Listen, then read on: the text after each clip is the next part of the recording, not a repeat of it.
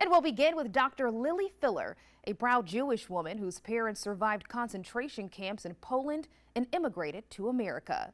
And now she is determined that stories like theirs in the history of the Holocaust will be forever remembered. Andrea Mock has their story. The term final solution was brought forth. We're going to murder all the Jews in Europe.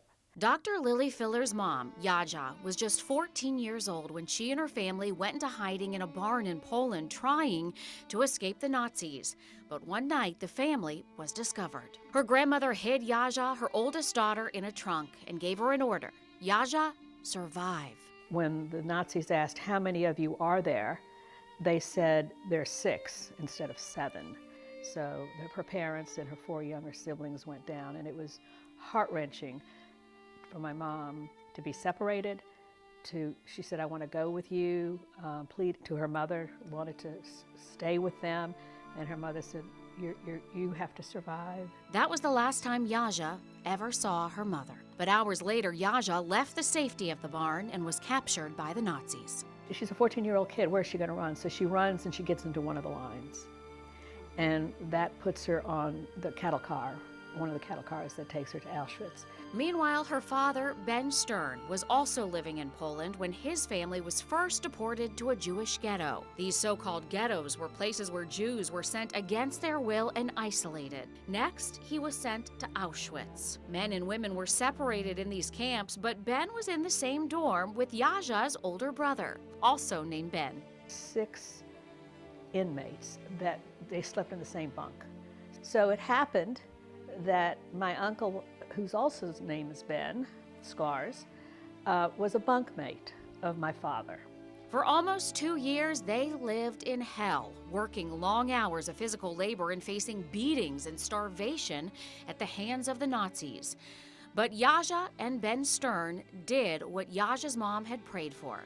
They survived. In April of 1945, Auschwitz and Dachau were liberated. Dr. Fuller's father, though, almost starved to death while in the camp. So when Dad was liberated on April 30th, 1945, he was emaciated. He weighed 87 pounds. But Dad said he couldn't get out of his head where he was. And he was not going to stay there no matter how kind anybody was. He was getting out. And my uncle said, I'm going with you. So they left. They literally walked out. But in a time with no cell phones and no internet, there was no easy way to find out if your family members had survived the death camps. So Ben, and Jadzia went to their hometowns to wait for others to return. Went to look for their families back in Poland. And you can only imagine, I mean, kids don't know that you can't go and just Google somebody or see where they, everything had been destroyed. Nobody had papers. They had to jump trains to get from Munich, Germany into Poland. Back in Poland, Ben found his sister Jadzia had survived. Meanwhile, his bunkmate, Ben Stern, was also hopeful. Here is the only remaining picture of the Stern family. Little Ben is on his father's lap. Every single other person in this picture, except for Ben and one of his sisters, died in the concentration camps.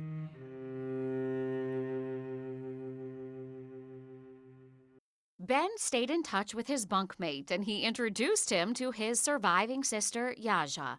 The couple quickly fell in love and got married. As for how the family ended up here in South Carolina, it was a childhood errand that changed this family's fate. And since Dad was the youngest of 4, I guess his assignment was to go to the post office, pick up the mail, bring it back, and then if the family wrote a letter, bring it back to the post office. She would knock like this to indicate, you tell that postmaster that this needs to go to Uncle Gabe Stern in Lexington, South Carolina. After the war, Ben, and Jadzia knew they needed to come to America. So they took a chance and they wrote a letter to Gabe Stern in Lexington, South Carolina. On the back of the envelope, Ben wrote, I am a Holocaust survivor. Please get this to my uncle. Amazingly, the post office found Uncle Gabe Stern. And with that, the trio, with their new baby Lily, who had just been born in Germany after the war, came to America to begin their new life. Dr. Fuller says she saw the Auschwitz tattoos on her parents' arms, but didn't want to ask them how they survived the death camps. We never spoke about it. It was awful, horrible. My mom had nightmares every night of her life until she passed away. It was awful. I can't even imagine it. Dr. Fuller had an amazingly successful career. She and her husband opened the first freestanding physical therapy clinic in Columbia in the 70s. Then she decided to go back to medical school after having her babies and become an OB/GYN. She was named the chair of the OB department at what's now Prisma Hospital. But even after treating a lifetime of patients, her mission is simple: to educate the public about the 6 million Jews who died in the Holocaust and tell their stories, as she says our time with this generation is fleeting.